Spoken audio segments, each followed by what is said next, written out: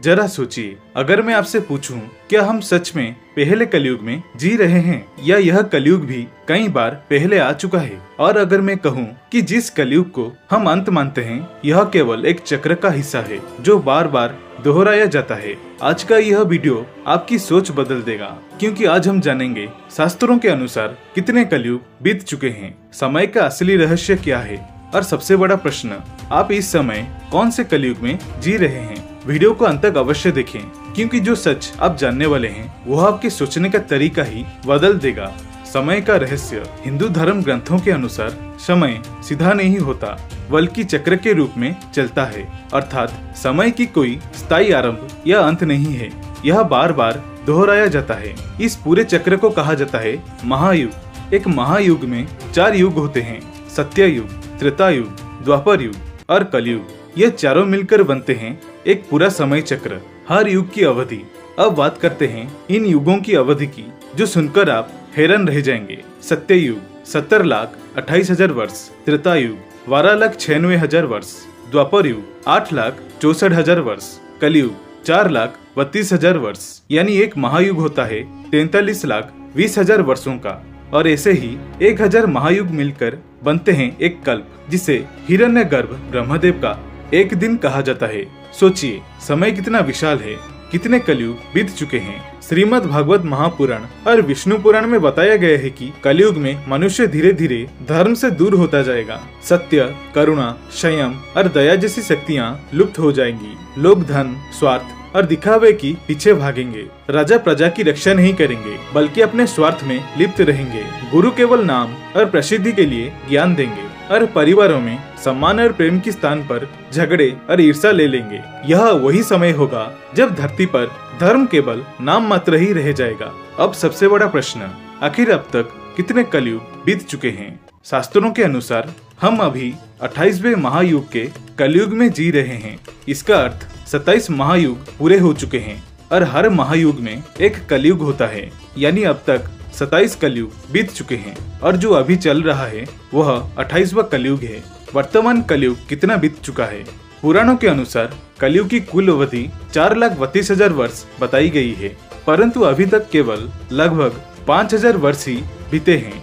यानी हम अभी कलयुग के आरंभ में ही हैं। सोचिए, अगर शुरुआत में ही इतना बदलाव और अशांति है तो आगे क्या होगा। क्या यह चक्र फिर दोहराया जाएगा। जब यह 28वां कलयुग समाप्त होगा तो फिर से शुरू होगा सत्य युग और फिर वही क्रम, सत्य, त्रेता, द्वापर, कलयुग। यानी यह चक्र अनंत है, बार बार चलता रहता है। कलयुग के लक्षण।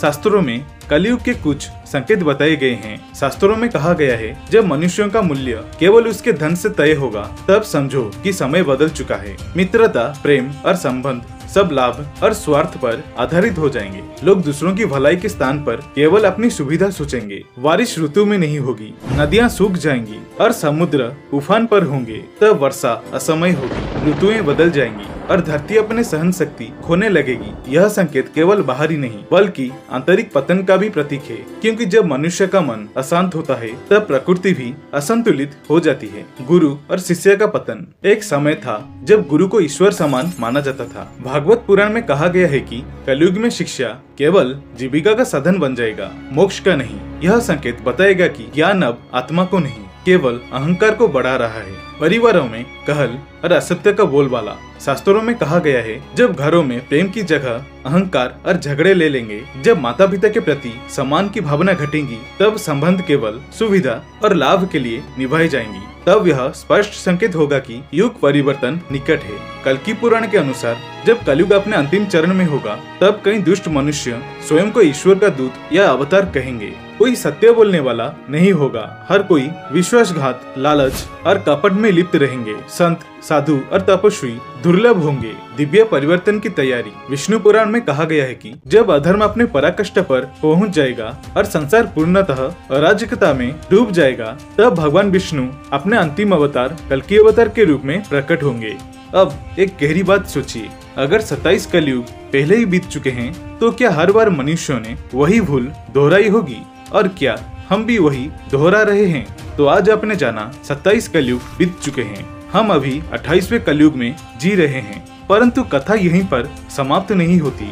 हमारे शास्त्रों में वर्णित है कि जब जब एक कल्प समाप्त होता है तो संपूर्ण सृष्टि का विलय हो जाता है और उस समय सब कुछ समा जाता है महाविष्णु के भीतर। वीडियो में आगे बढ़ने से पहले अगर आप भगवान श्री कल्कि के सच्चे भक्त हैं तो वीडियो को लाइक और कमेंट सेक्शन में जय श्री कल्कि भगवान अवश्य लिखना। अगर मैं आपसे कहूँ यह पूरा ब्रह्मांड केवल एक सांस से बना है और वही शक्ति आज भी आपके हृदय में उपस्थित है तो क्या आप विश्वास करेंगे? और अगर मैं यह कहूँ कि एक ही भगवान 3 अलग अलग रूपों में इस पूरे ब्रह्मांड को बना भी रहे हैं, चला भी रहे हैं और आपके भीतर से सब कुछ देख भी रहे हैं। हिंदू धर्म ग्रंथों के अनुसार भगवान विष्णु को सृष्टि के पालनकर्ता के रूप में जाना जाता है। ब्रह्मदेव सृष्टि के निर्माण करते हैं, भगवान शिव संहार करते हैं और भगवान विष्णु इस पूरी सृष्टि का संतुलन बनाए रखते हैं। इन्हें नारायण भी कहा जाता है, जो नार यानी जीवों के और आयन यानी आश्रय माने जाते हैं, अर्थात जो सभी जीवों का आधार हैं वही नारायण हैं। तो आइए जानते हैं उनके 3 महान रूपों के बारे में। करुणोदक्षाई विष्णु, महाविष्णु। अब आरंभ करते हैं सबसे विशाल और रहस्यमय रूप से महाविष्णु।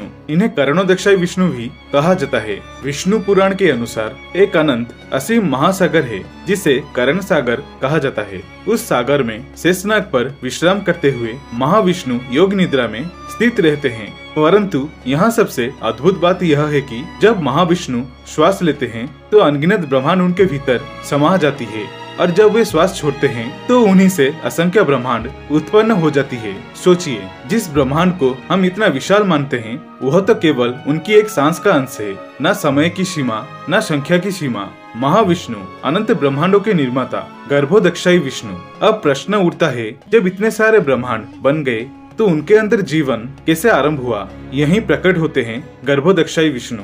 शास्त्रों के अनुसार महाविष्णु हर एक ब्रह्मांड के अंदर प्रवेश करते हैं और वहाँ एक दिव्य सागर उत्पन्न होता है जिसे गर्भोदक सागर कहा जाता है। उस सागर में भगवान विष्णु शेषनाग पर शयन करते हैं। फिर उनके नाभि से एक दिव्य कमल प्रकट होता है और उस कमल पर जन्म लेते हैं हिरण्यगर्भ भगवान ब्रह्मा। आरंभ में ब्रह्मा जी को कुछ समझ नहीं आता, चारों ओर अंधकार होता है। फिर उन्हें ध्यान का ज्ञान मिलता है और उसी से सृष्टि की रचना आरंभ होती है। ग्रह, नक्षत्र, देवता, मनुष्य सबकी उत्पत्ति होती है। तो समझिए, गर्भोदक्षाई विष्णु जो कि हर ब्रह्मांड के अंदर सृष्टि की शुरुआत करने वाले क्षीरोदक्षाई विष्णु। अब आते हैं सबसे महत्वपूर्ण और हमारे सबसे निकट रूप पर, क्षीरोदक्षाई विष्णु। यह 2 स्थानों पर निवास करते हैं, क्षीर सागर और सबसे विशेष हर जीव के हृदय में। हाँ, आपके भीतर भी भगवान का वास है। इन्हें परमात्मा कहा जाता है। जब भी आप कोई निर्णय लेते हैं, जब भी भीतर से कोई आवाज आती है, यह सही है या यह गलत है, यह उसी परमात्मा की स्वर होती है। और जब भी धरती पर अधर्म बढ़ता है तब यही रूप अवतार धारण करते हैं, जैसे प्रभु श्री राम, भगवान श्री कृष्ण और अन्य अवतार। तो क्षीरोदक्षाई विष्णु आपके भीतर रहने वाले मार्गदर्शक 3 रूपों का संबंध। अब इन 3 रूपों को एक साथ समझते हैं। महाविष्णु ब्रह्मांडों की उत्पत्ति करते हैं। गर्भोदक्षाई विष्णु हर ब्रह्मांड के भीतर सृष्टि शुरू करते हैं। क्षीरोदक्षाई विष्णु हर जीव के भीतर रहकर पालन और मार्गदर्शन करते हैं। यह एक अद्भुत व्यवस्था है जहां भगवान हर स्तर पर उपस्थित रहते हैं। इस वीडियो में दी गई जानकारी हमारे प्राचीन ग्रंथों, पुराणों और महाकाव्यों पर आधारित है। इसका उद्देश्य किसी वैज्ञानिक दावा को प्रस्तुत करना नहीं, बल्कि हमारी सांस्कृतिक और आध्यात्मिक विरासत को समझना है। अगर आपको ये रहस्यमय वाक्य पसंद आई हो तो वीडियो को लाइक करें और अपने विचार कमेंट में लिखें। और ऐसे ही प्राचीन रहस्यों को जानने के लिए हमारे चैनल प्राचीन सनातन धर्म को अवश्य सब्सक्राइब करें। हर हर महादेव। जय श्री कल्कि भगवान।